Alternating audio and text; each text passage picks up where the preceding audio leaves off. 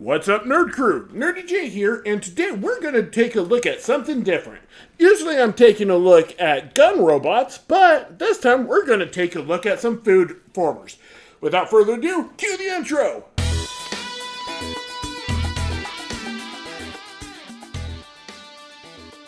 So, this is a set I picked up. I can't remember if it was picked up over at Amazon or if it was picked up over at AliExpress or like eBay. I don't know, but you can find it everywhere pretty much.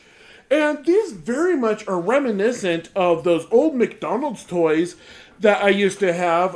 There was like, at least 3 different versions of them where like they would have a French fry from McDonald's and it would come in a McDonald's Happy Meal, and it would either turn into a dinosaur or a robot.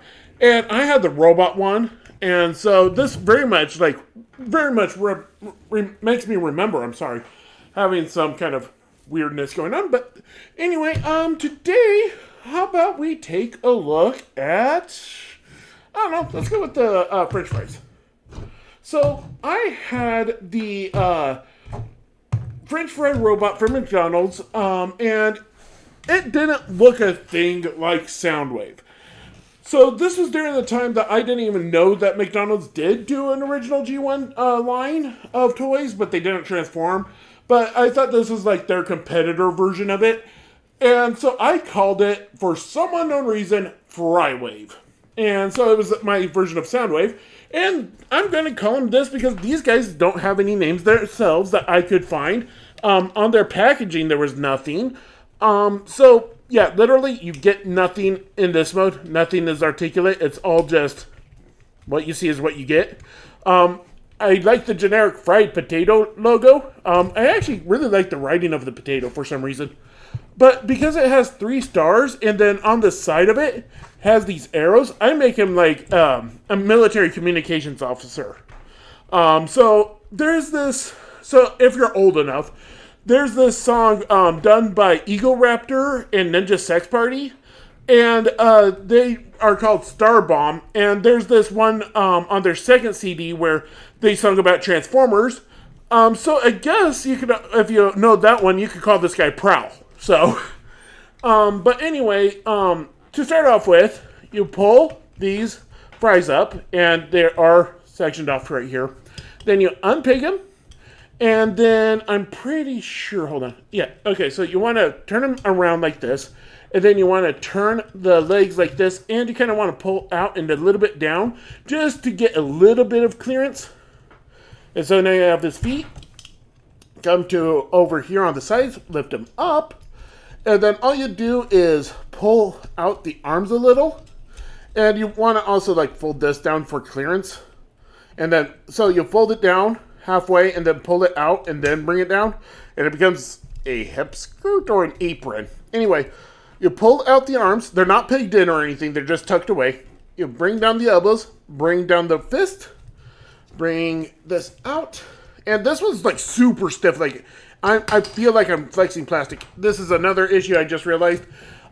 These friction hinges are not the most securest, honestly. So, but they do go in kind of nice. So, they do make that weird, like, plastic going to break sound, but I think it's just the quality of the plastic.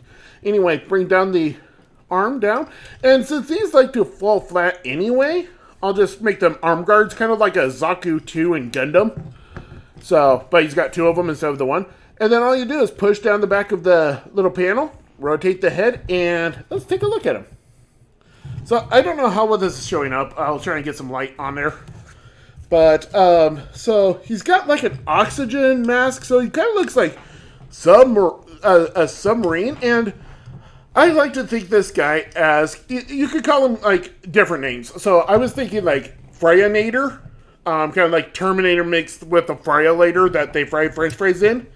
Or you could just call him the Fryolator. Or, you know, you could call him like Deep Dive or something like that. But anyway, you know, I like to think he likes to snorkel into the Fryolator. So, sorry. My thumbs are in bad shape today, so sorry. I'll just be messing around with everything for the next few videos. Anyway, shoulders can come up, arms can go forward and back. They can technically go through 360, but there's no way around those panels unless you want to pop them off. It can go in and out, but that is a stiff joint because the joint is also just a screw, and I think they screwed it in too tight or something on this arm. But then he's got a double jointed elbow, and then I guess if you need it, he's got this.